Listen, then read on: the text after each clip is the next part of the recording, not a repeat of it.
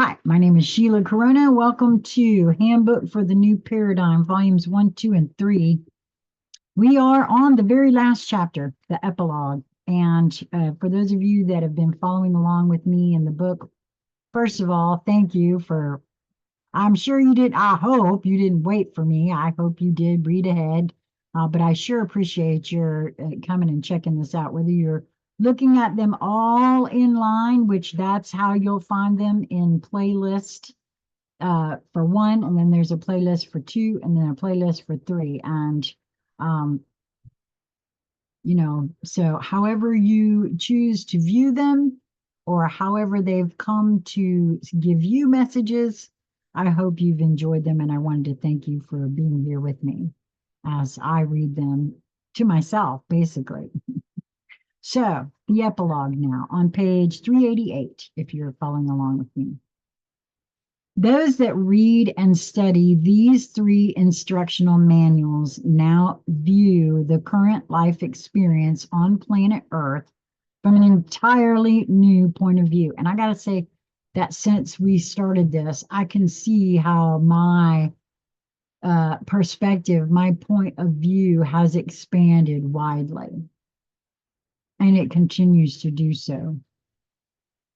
This point of view is one that shifts daily as new information is absorbed, considered, and incorporated into the belief system. As a foundation is built from which to view the experiences of life, it is constantly shifting. What seemed absolutely true in the recent past often must be discarded for the holistic picture changes to incorporate new information and revisions made by the choices of those that share the planetary whole.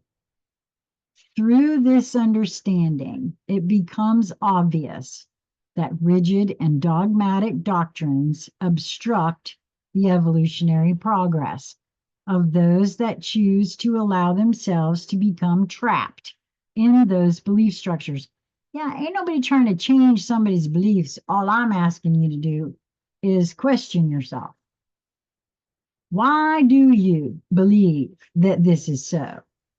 Especially if it is something that triggers you, because that's what I do. I look if something has triggered me, I want to know what is behind that. And generally, I have found there's something there.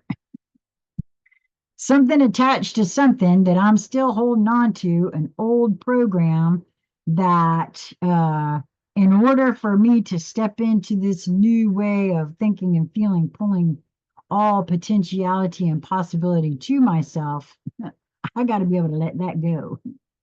So I love that this is because I'm very clear that what I'm doing is deprogramming, deconditioning, and then reprogramming and reconditioning with things that I I am discovering, but I'm open also to being shown where that may not be the be all end all either. And that is the mark of true scientific discovery and choosing to see one's life as an experiment instead of, well, this is how it is, because that's not, I'm finding out it's so true. So back to the book here. This constantly changing flow of opportunities to choose present lessons in discernment with respect to the truth and applicability of new information.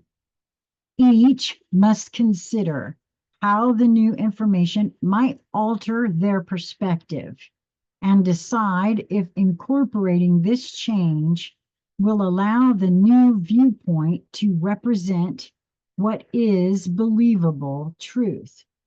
In other words, it is necessary to, quote, try the new information on for size. That's actually in my human design. I'm an investigative martyr, so that's kind of funny. That is what I do. I try things on for size, and everybody's different in that and how they work at that. And I think that's just I love that that's exactly what that says. And then decide whether or not to accept it. Yeah, because you really cannot make a choice or decision about something if you really don't have all the information. And what makes you so sure that you got all the information and that all the information you got is correct? Because that's really been coming up for me, especially now with AI and everything digital and people trying to change history and stuff like that. It's just very interesting. So, while logic is an important testing tool, it is how the new picture feels that determines whether it is accepted or not. This is true for me. I can tell you that. Yes, buddy. When first encountering the new concepts that may be included in these messages, many will have put the books aside for a period of time. Yes, I've noticed that. It's what I did. That's the whole thing that I just said in the last one. These will return to reread and study them for the daily situations that are observed from a new viewpoint will cause the truth of the messages to become clear. Some will reject them entirely, but will pass the book on to others that will resonate with the truth of them. In this way, these will have fulfilled their contribution to creating the new paradigm of experience. As each reacts appropriately to this information, the purposeful intention to create a new experience for the planet and its inhabitants comes more clearly into manifestation. Already the energies are gathering as the concentration of intention attracts more participants. Responsive enthusiasm grows as it is realized that it is possible to transcend the current circumstances and create an entirely new situation that humanity has longed to experience by utilizing the universal laws that govern the progression of life's natural process. Whether humanity remains stuck within its current reality or chooses to lift itself out by its own volition remains to be determined. Only through discarding the quote, for us syndrome and realizing that the power to bring about change lies within their own attitude and choices will the circumstances be reconstructed positively. Mankind must grow itself into true humans, God, men/women. Natural evolutionary progress, despite all attempts to prevent it, has made this potentiality for this change available now. It is hoped mankind will take full advantage of this significant opportunity. Well, if you have been following me for any length of time at all, then you know what this means to me, because this is exactly how I feel about what is taking place on the planet. And why I also feel like changing the intent and the focus, instead of trying to visualize the new earth and what it's going to look like and feel like and blah, blah, blah, blah, blah, concentrating on the highest and best good for all concerned is brilliant. It's brilliant, and it leaves open the potentiality for things to be so much greater than we could ever even dream, because it will be brand new. All I can think of and try to create are things that I think I might want or I might enjoy, or and these are things that I've either already experienced or think I might want. And everybody knows that sometimes you get a thing after you think you want it and you're like, ooh, not so much. I mean, that's happened to me. Hasn't it happened to you? So changing that to the highest and best good for all concerned. Now we're talking. Now we're cooking with gas. As the old saying goes, right? Now we're really moving in the right direction and allowing the universe to step up and show us. And I'm telling you, allowing that to happen has been the funnest part of this whole thing for me. It's it's a tough deal to actually do it, but wow, that was the end of the book, and I want to thank everyone. I'm so grateful. First of all, I want to say that I'm grateful to Heather Ann Tucci Giraffe because she actually made me aware of this book. It's been a few years ago now. Someone shared it with her once she was home with her family. And it was actually, I think it was probably the last communication that I actually had with her. I never really had much of, one-on-one personal communication.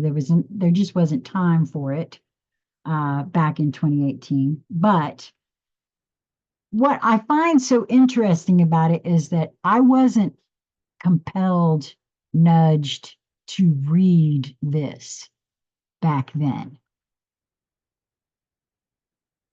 I'm noticing my own timing of things and the books that had to come before. And while it's not reflected on this channel, it was on my other channels that were taken down. There are other books that came into my field first before this book. It's like by allowing the universe to dictate the flow, I can see the wisdom of these books because I don't think I would have understood 1/3 of what was in here if I hadn't experienced these other bits first, which, anyway, that's the end of this. And I thank you so much if you've heard the whole thing. If you haven't and you're interested to do so, you can watch them from beginning to end. I put each one of them in their own playlist. If you're new here, there's really not much to it. If you like to subscribe and comment, I would love to hear from you.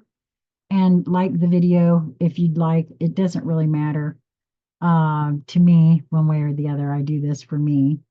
And the one thing that I will say is that I'm so grateful for the way that things have gone in my life. And I'm very grateful to Heather for sending that book and to myself for having the wisdom to follow my nudge as to when to read it. Now, because of who she was, I could have jumped in and said, "Ooh, she sent it. It's important. I have to read it." But something within me didn't feel drawn to it, so I didn't do it. And I now see the wisdom behind that, right? I didn't see it in those moments of now, but I love the way that I'm showing myself these things because it's so helpful.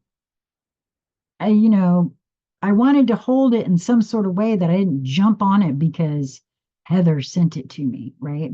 Because of who, a lot of folks feel she is, right? I think she's been very important, whether she ever is or not. Again,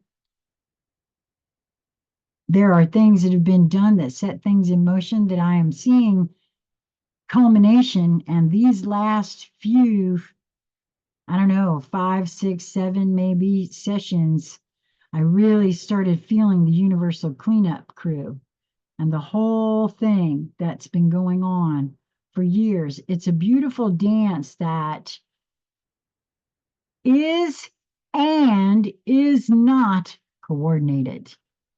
And as long as beings show up and do what they feel that they are nudged to do, it's all flowing perfectly. And we can have whatever kind of opinion about the timing we want to, but apparently, according to the universal law of allowance, the universe actually will have it all in hand. And by holding the highest and best good for all concerned, that feels like the only way forward. I hope you will move towards that which brings you joy in each moment that presents itself to you. If you find yourself saying, oh, yeah, Sheila, how am I supposed to find joy in this moment? Slow yourself down just a little bit. Make sure that you're not seeing it through a frazzled perspective in the heat of a moment. I'm convinced that's a lot of what we don't do. We don't pull ourselves in and give ourselves a moment to process and see, am I looking at it from what kind of a perspective? From a victim perspective, from a responsibility perspective, from a, all kinds of things. It's a slowing one's awareness down and being really present. For me, this is what I have found.